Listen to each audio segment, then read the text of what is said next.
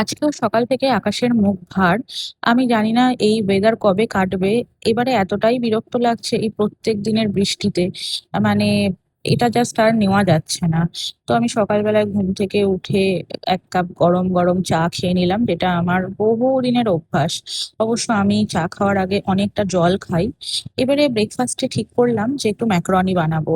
তো ম্যাকারনি গুলোকে জলে দিলাম প্রথমে, তো কিছুতেই সেদ্ধ হচ্ছিল না, ওই জন্য প্রেসারে একটা সিটি মেরে দিলাম।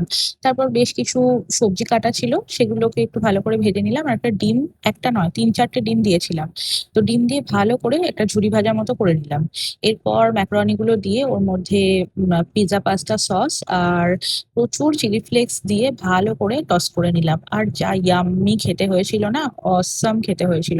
এমনিতেই ম্যাকারনি আমি ভীষণ ভালোবাসি খেতে, পাস্তা ম্যাকারনি এগুলো ভীষণ ভালো লাগে আমার। এগুলো হলে আমি একটু বেশি খেয়ে ফেলি ব্রেকফাস্টে। আর এই দেখো কি সুন্দর ছোট্ট একটা চাল কুমড়ো ঝুলছে গাছে। এইগুলো না আমার দেখতে খুব ভালো লাগে।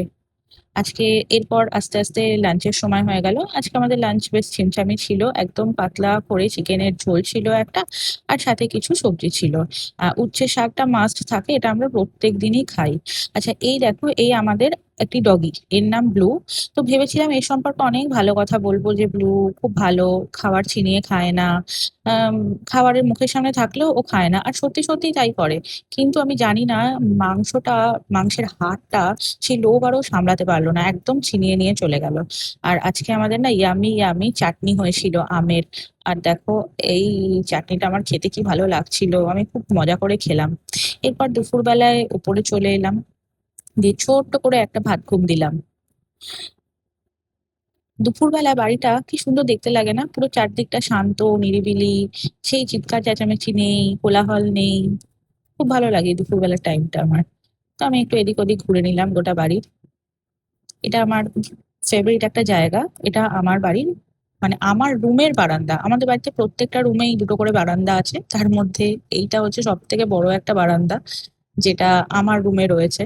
মানে আমার বেডরুমের সাথে এটা একটু পেছনের দিক, মানে বাড়ির পেছনের অংশটা এই বারান্দা থেকে দেখা যায়। এরপর বিকাল হয়ে গেল, মানে সন্ধে সন্ধেই বলা যেতে পারে।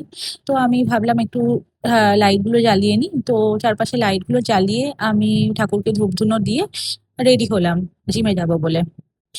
এরপর রেডি হয়ে আমি চলে গেলাম জিমে। চলো আজকের মতো এইটুকুই, টাটা।